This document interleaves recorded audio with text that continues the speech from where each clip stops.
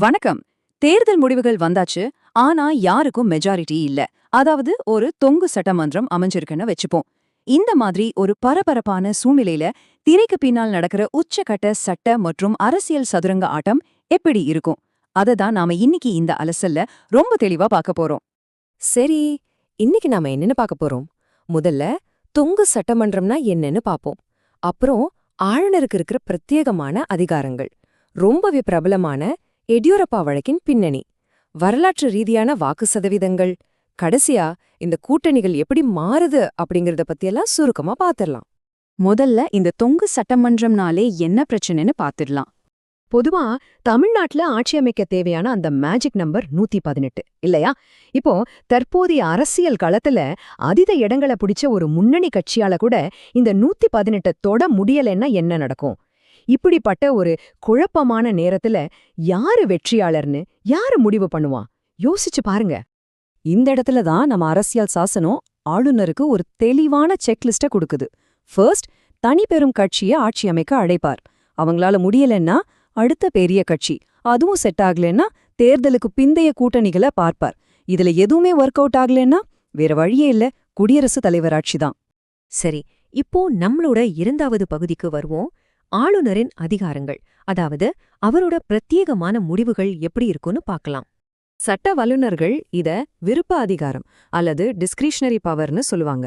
ஒரு நிலையான ஆட்சிய யாரு தர முடியும்னு தீர்மானிக்கிற இறுதி நடுவர் ஆளுநர் தான். அவருக்கான ரகசிய நம்பகமான தகவல்களை மட்டும் வச்சுக்கிட்டு ரொம்பவே கவனமா அவர் இந்த முடிவை எடுப்பார். இத நீங்க கவனிக்கணும். இந்த சூழ்நிலையில ஆளுநரே சிறந்த நீதிபதி. இது சட்ட ஆய்வுக்கு அப்பாற்பட்டது. இதோட அர்த்தம் என்னன்னா, ஆளுநரோட இந்த முடிவுகள்ல நீதிமன்றங்கள் உடனே தலையிட முடியாது அப்படிங்கறதுதான் நீண்ட காலமா இருந்த ஒரு நிலைப்பாடு. இது ரொம்பவே முக்கியமான ஒரு பாயிண்ட். ஆனா காலம் மாற மாற சட்டங்களும் மாறும் இல்லையா? 1994 நடந்த எஸ்ஆர் பொம்மை வழக்கு, 1999 கோவா வழக்குன்னு பல முன்னுதாரணங்கள் ஆளுநரோட அதிகாரங்களை செதுக்கியிருக்கு. இதுல குறிப்பா 2018 கர்நாடகால நடந்த ஒரு வழக்கு இந்திய அரசியலையே அப்படியே தலைகீழ திருப்பி போட்டுச்சு. அந்த கர்நாடகா வழக்கு என்னன்னு தெரிஞ்சுக்கணுமா? அதுதான் பகுதி 3, எடியூரப்பா வழக்கு.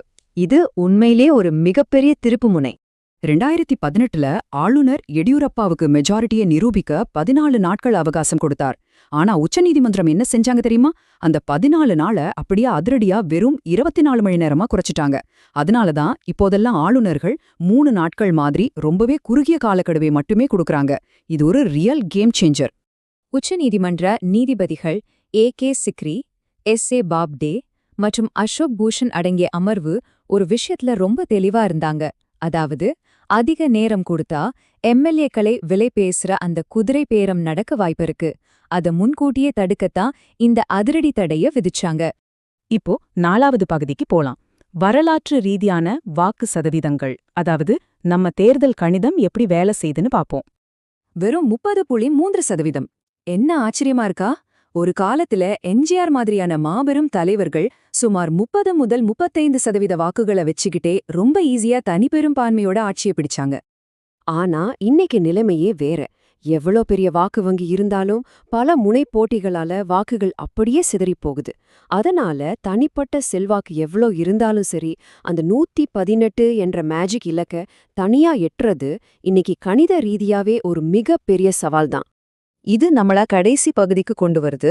கூட்டணிகள் மாறுவதும் அதன் மூலமா கிடைக்கிற நிலைத்தன்மையும் பத்தி பாப்போம். சரி, அந்த 118 என்னென்ன வழிகள் இருக்கு? முக்கிய எதிர்க்கட்சிகளோட கூட்டணி வைப்பாங்களா? விசிகா, கம்யூனிஸ்டுகள் மாதிரியான கட்சிகள் எந்த பக்கம் சாய்வாங்க? தேசிய கட்சிகளோட மறைமுக வியூகம் என்னவா இருக்கும்? இப்படி ஏகப்பட்ட ஆப்ஷன்ஸ். எல்லாமே பல 100 கோடி கேள்விகள் தான். அந்த மேஜிக் நம்பரைத்தோட அடிப்படையில 2 வழிதான் இருக்கு. ஒன்னு, சிறுபான்மை அரசு. டக்குன்னு பதவி ஏற்கலாம், ஆனா எப்ப வேணா ஆட்சி கவழலாங்கிற பயம் இருக்கும். 2வது, தேர்தலுக்கு பிந்தைய கூட்டணி.